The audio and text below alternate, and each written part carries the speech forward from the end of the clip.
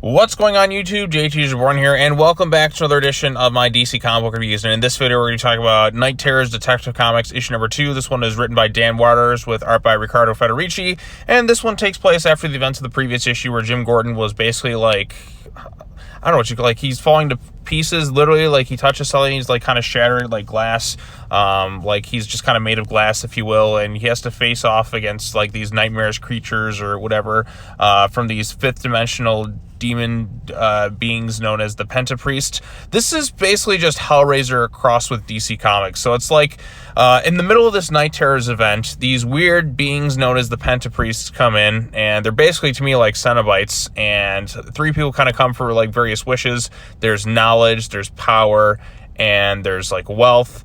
Like pretty much everyone kind of meets some horrific ends in the story. Even like the person revealed asking for knowledge turned out to be Barbara Gordon, and then that kind of came with a bit of a price. But again, it's a dream within a dream. This one, in terms of the artwork, like this is the one that felt genuinely like the most creepy out of all the Night Terror storylines, because of this Riccardo Federici art is so good and nightmarish and just like very unsettling with some of the images within this thing. I mean, this is one that feels like a true horror story, and just the way these creatures are designed and the way the artwork just looks throughout this entire event or this entire issue, like visually it's absolutely stunning from like page to page. Like this is a great looking horror comic book, and these weird ass Pentapriest things, like they're just such nightmarishly creepy things.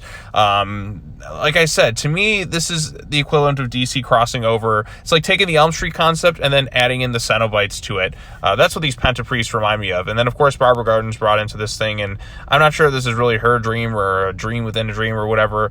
Doesn't all make 100% sense, but and initially, like I said, there's like this interdimensional like artifact or whatever that she found on the dark web. She thought it could kind of help, like she knew there would be a cost of it, but she thought it would kind of help things, but it really kind of doesn't. The dream kind of ends when she smashes it, and they're all kind of woken up from their nightmarish vision, and these Pentapriests, I guess, still kind of exists, but they just kind of happen to travel during this nightmare sequence and all that stuff. And then the way the issue kind of ends, it's like, hey, name your price, whatever. Like I said, feels straight out of Hellraiser with kind of the ending of this issue.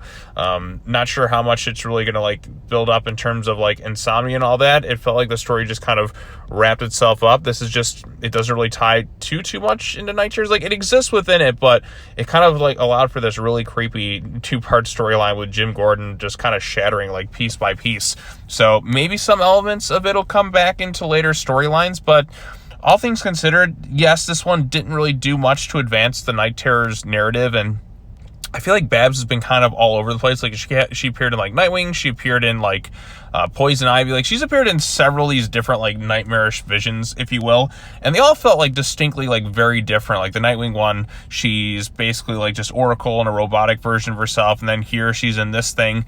Not sure how it all fully ties together, but for a weird, crazy, nightmarish storyline, I actually kind of like this one. I think the artwork helped it stand out. I thought these Pentapriest things were kind of creepy looking.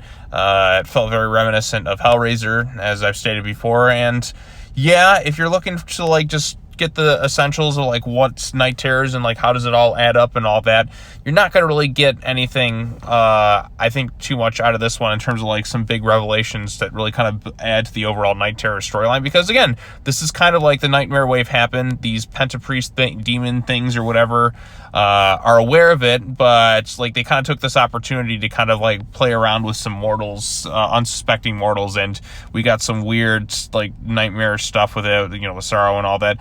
I don't exactly know what's going to happen from here, if it's ever going to tie into things again, but it was something that at least stood out, especially with the visuals and, like I said, the incredible horror nightmare fueled artwork within this thing. Like I said, this could make for a genuinely like creepy movie with the concept that they kind of had going for this one. So I mean, I am kind of recommending it because at least this one stood out amongst some of the other like Night Terror storylines.